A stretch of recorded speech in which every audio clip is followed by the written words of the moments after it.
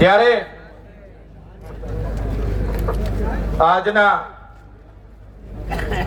કાર્યક્રમમાં અહીં આપણી વચ્ચે અહીંયા ઉપસ્થિત થયેલા નર્મદા જિલ્લાના જુદા જુદા તાલુકાઓમાંથી પધારેલા સાથે ભરૂચ છોટાઉદેપુરથી પણ પધારેલા તમામ વડીલો, માતા બહેનો, યુવાન સાથીઓ, મીડિયાના મિત્રો, પોલીસ અધિકારી મિત્રો, તમામ લોકોનું આમ આદમી પાર્ટી વતી અમે અહીંયા તમારું સ્વાગત કરીએ છીએ, સન્માન કરીએ છીએ. બધા માટે એકવાર જોરદાર તાળીઓ પાડી લો. સાથીઓ, આજનો દિવસ એ ઐતિહાસિક દિવસ છે. આ જિલ્લા પંચાયતમાં આઝાદીના 78 વર્ષ, એમાં કોંગ્રેસે શાસન કર્યું 35 વર્ષ, એમાં ભાજપે શાસન કર્યું 30 વર્ષ, અને બંને લોકોએ આપણા લોકોના કામ કરવાની જગ્યાએ મામા ભતીજાની જેમ આ જિલ્લા પંચાયત ચલાવી છે. તેની સામે આ વખતે નર્મદાની જનતાએ આમ આદમી પાર્ટીને જિલ્લા પંચાયતમાં પૂર્ણ બહુમતી આપી અને પૂર્ણ બહુમતી સાથે આજે આપણે જિલ્લા પંચાયતના પ્રમુખ અંજનાબેન અને ઉપપ્રમુખ સંગીતાબેનની વરણી કરી છે. ત્યારે એમને તાળીઓથી આપણે વધાવી લેવાના છે. સાથીઓ, આ જીત એ માત્ર આમ આદમી પાર્ટીની જીત નથી. આ જીત એ નર્મદાની જનતાની જીત છે, ગુજરાતની જનતાની જીત છે. આ જીત એક એક વ્યક્તિની જીત છે. આ જીત જે લોકો બદલાવ ઈચ્છે છે એ તમામ લોકોની જીત છે. ત્યારે હું કહેવા માંગુ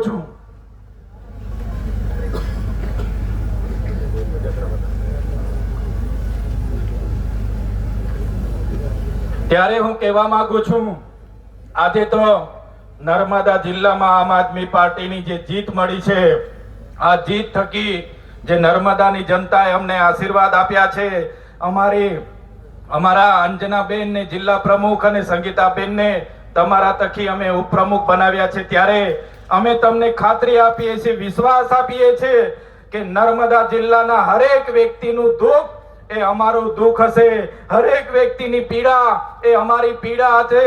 અને તમને ખાતરી આપું છું કે એક એક વ્યક્તિનું કામ કરવાનું, એમના સુખમાં અને દુઃખમાં ઉભા રહેવાનું, એમની સેવા કરવાનું કામ હવે આમ આદમી પાર્ટી આવનારા દિવસોમાં કરશે.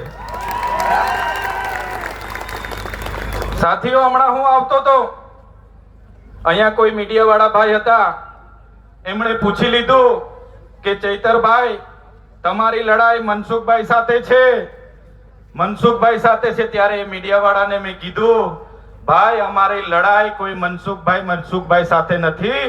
અમારી લડાઈ એ સરકાર સામે છે, જેમણે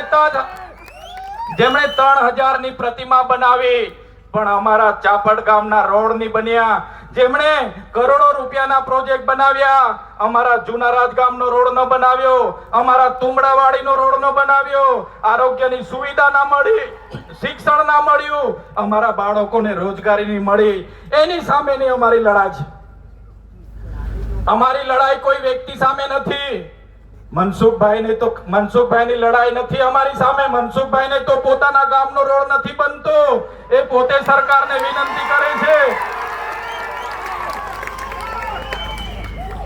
એ પોતે પત્ર લખે છે, બિચારા બને છે, બાપડા બને છે કે અહીંયા દારૂ વેચાય છે, અહીંયા જુગાર રમાય છે, સાહેબ બચાવો, અમને બચાવો. ત્યારે આ લડાઈ એ મનસુખભાઈ સાથે નથી, એમના સાહેબ જે ડેડિયાપાડા આવ્યા હતા એમની સામેની અમારી લડાઈ છે.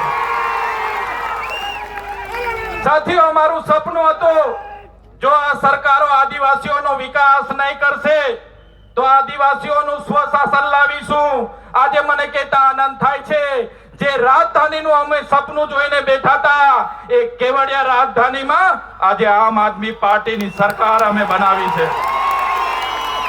આવનારા દિવસોમાં ગુજરાતમાં અમારી સરકાર બનશે અને જરૂર જણાશે તો આવનારા ભવિષ્યમાં મહારાષ્ટ્ર, મધ્યપ્રદેશ, રાજસ્થાન અને ગુજરાતને જોડીને ભીલો માટે અલગ ભીલ પ્રદેશની પણ માંગ કરી. હમણાં જે જનગણના થવાની છે ત્યારે આ જાતિગત જનગણનામાં પણ આ ગુજરાતની સરકારને અમે કહેવા માંગીએ છીએ, ગુજરાતમાં 1,25,00,000 આદિવાસીઓ છે.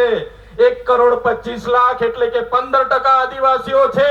ગુજરાતમાં જો સરકારે જાતિગત જનગણના કરવી હશે તો આદિવાસીઓ માટે અલગ કોલમ બનાવવો પડશે, આદિવાસી માટે અલગ સ્થાન આપવું પડશે અને આદિવાસીઓની જનગણના કરવી પડશે. જો તમે આદિવાસીઓને અમારી અલગ કોડ કલમ નહીં આપશો તો આદિવાસી પોતાનો ધર્મ શેમાં લખાવશે, પોતાની જાતિ શેમાં લખાવશે અને આદિવાસીઓને ગુમરાહ કરીને આદિવાસીઓની અનામત કઈ રીતના ખતમ થાય એ આ મૂડીવાદી સરકાર કરે છે. ત્યારે જો આદિવાસીઓની અલગ ધર્મ કોલમ ના બનાવવામાં આવે, અલગ ધર્મ કોડ ના બનાવવામાં આવે તો આવનારા દિવસોમાં જાતિગત જનગણનાનો પણ અમે વિરોધ કરીશું.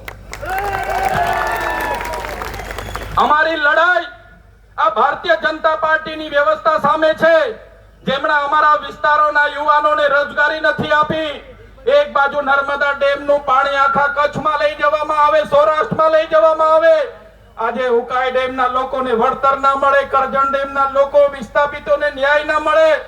ત્યારે અમે આ સરકારને કહેવા માંગીએ છીએ, હવે આમ આદમી પાર્ટીની સરકાર આ નર્મદા જિલ્લામાં આવી છે તો નર્મદા જિલ્લાનું પાણી જો નર્મદા, છોટાઉદેપુર, દાહોદ આદિવાસી વિસ્તારમાં નહીં આપશો તો આવનારા દિવસોમાં નર્મદા કેનાલ પણ અમે બંધ કરાવી દઈશું. બંધ. આ આદિવાસીની તાકાત છે કે નર્મદા જિલ્લા પંચાયતમાં સંપૂર્ણ બહુમતી આવી છે.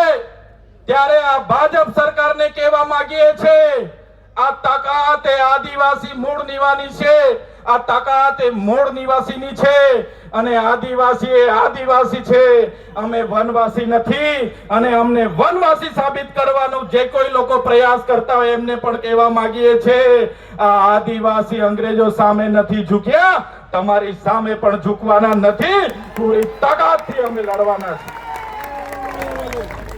સાથીઓ, આઝાદીના 78 વર્ષ થઈ ગયા. આજે શિક્ષણ નથી. આ જિલ્લામાં 12,333 બાળકો કુપોષણથી પીડાય છે.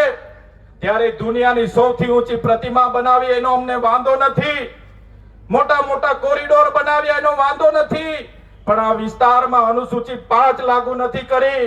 ત્યારે હું તમને ખાતરી આપું છું, આ ગુજરાતની સરકાર પર અનુસૂચિત 5 લાગુ કરાવવા માટે, પૈસા 1 લાગુ કરાવવા માટે, આદિવાસીઓને જંગલની જમીન અપાવવા માટે, સિંચાઈનું પાણી અપાવવા માટે, શિક્ષણ અપાવવા માટે, આરોગ્ય અપાવવા માટે આમ આદમી પાર્ટી આગળ પણ લડી હતી અને આવનારા દિવસોમાં પણ લડવાની છે. ત્યારે વધારે વિશેષ નથી કે તો આપણા કેજરીવાલ સાહેબ અહીંયા આવેલા છે. અહીંયા હાજર રહેલા તમામ વડીલો, તમામ યુવાનો, માતાઓને મારે વિનંતી છે, અમારા જેટલા પણ લોકો ચૂંટાયેલા છે એમને આશીર્વાદ આપજો, એમને શક્તિ આપજો. સાથે હું પ્રકૃતિને પૂજા કરું છું, હું પ્રકૃતિને વિનંતી કરું છું, પ્રાર્થના કરું છું કે અમને એટલી શક્તિ આપજો કે આ વિસ્તારના લોકોના ન્યાય માટે લડીએ, એમની સેવાડાના વ્યક્તિના વિકાસ માટે કામ કરીએ, સેવા કરીએ.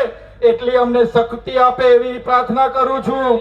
જે પણ વડીલો અહીંયા છે એમને પણ વિનંતી છે કે અમને આશીર્વાદ આપજો.